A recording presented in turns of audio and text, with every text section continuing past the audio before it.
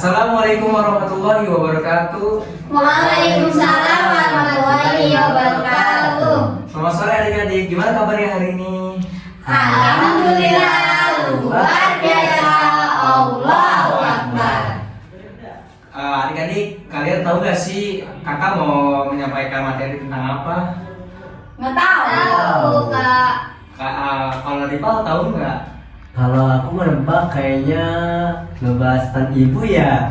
Ya, ketot salah. Iya, Ya, salah. kalau Rolis tahu nggak? Tidak tahu, Kak. Kalau Fala tahu nggak?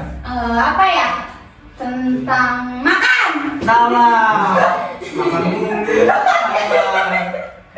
Jadi hari ini kakak ingin menyampaikan materi tentang adab terhadap orang tua. Pak Guru boleh jangan nggak? Ini kan kita temanya adab orang tua, tapi dia marah-marah. Oh iya.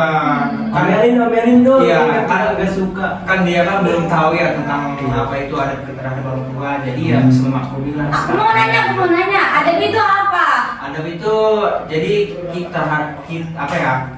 Perilaku kita terhadap orang tua itu tidak apa ya, harus baik gitu.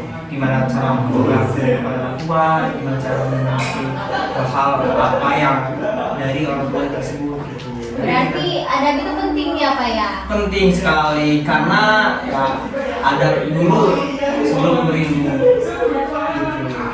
Langsung aja pada jadi adab memiliki sebuah arti kesopanan, keramahan, dan kehalusan budi pekerti.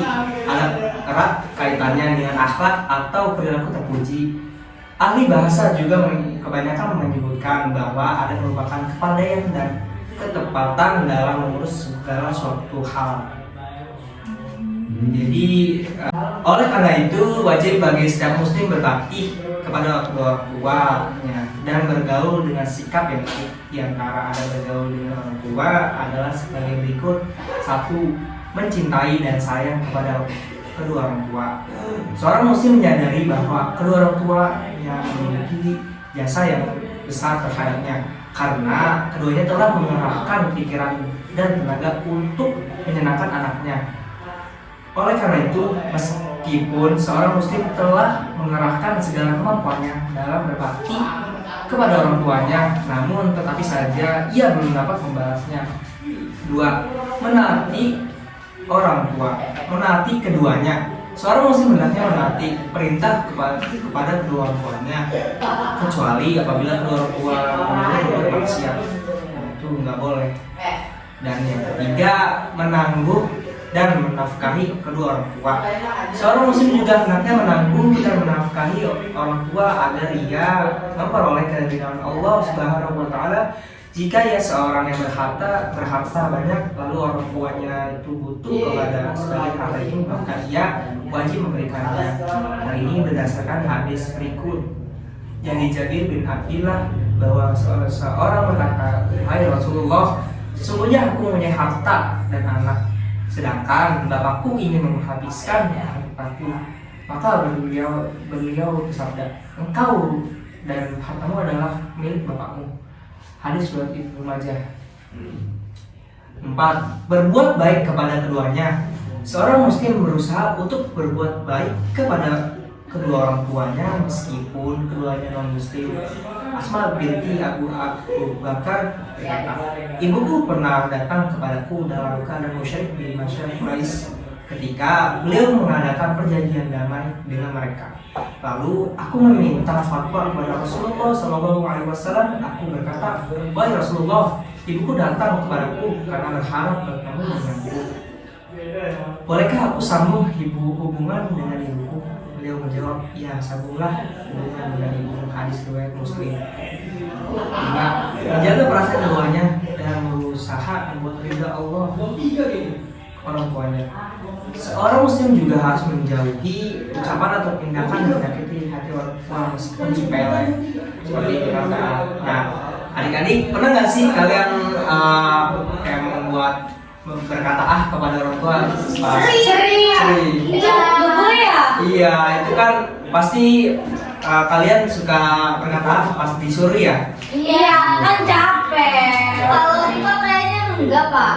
Iya. Kalau saya itu ya nggak boleh sebenarnya, walaupun cuma kata ah doang ya. Kan kita habis pulang sekolah tapi disuruh kan capek jadi Iya dibilang tapi iya. itu hal dosa kecil itu bisa Terus biar enggak bilang apa? diem aja Malah kita makin dimarahin. diem tapi apa ya, kalau disuruh kita harus siap. Supaya kitanya capek. Ya kalau capek itu ya udah Yang gitu. manusiawi sih, Iya. karena orang tua juga capek menafkahi kalian untuk bersekolah gitu. Ini nggak boleh. Terus gimana Pak? Boleh tanya nggak? Ya boleh apa? Kan bilang ah itu dosa, tapi si orang ini nggak bilang ah, tapi bilang yang negatif itu berkata kasarnya dalam hati, itu juga termasuk dosa atau tidak ya Pak? Itu dosa juga, dosa bisa dibilang dosa. Karena Allah tuh segala apa ya, mengetahui apa isi hati seseorang. Iya. Jadi kita harus apa ya, bersabar juga. Kita harus memikirkan bahwa orang tua juga capek untuk menyekolahkan kita. Ya. Jadi ya kita ya.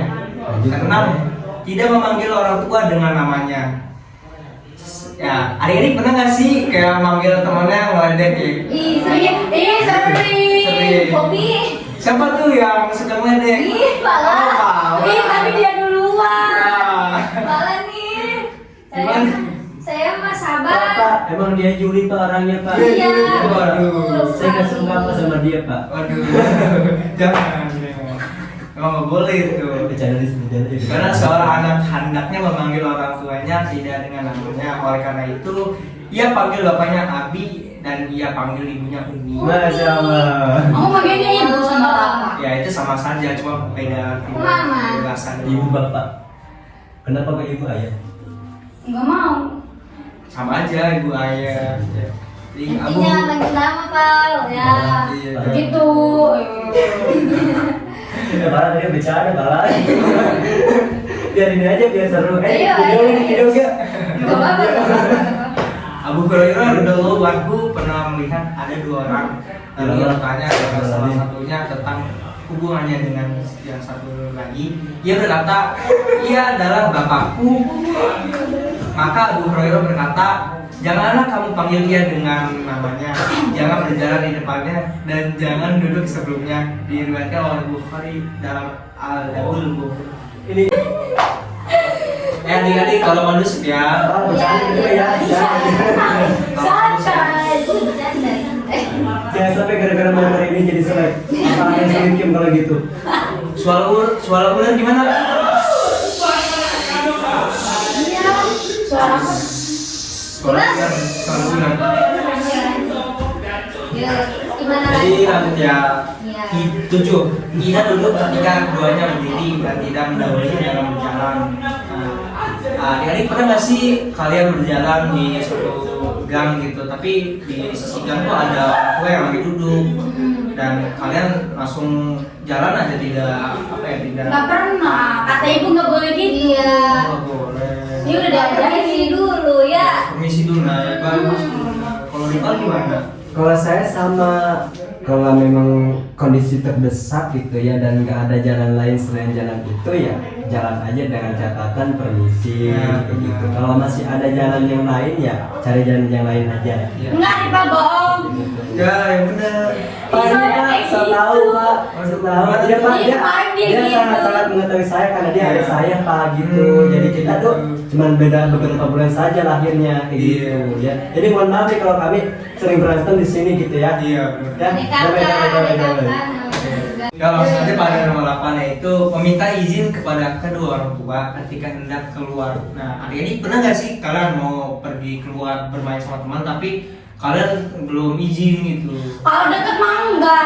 Kalau dekat sama- Pak, kalau saya sih izin, tapi saya kan suka lagi ya pengen main ke pantai gitu, takut gak diizinin. Jadi saya bilangnya mau ikut eskul. Waduh. Itu gimana itu Pak? Itu lebih dosa gak sih Pak? Itu dosa.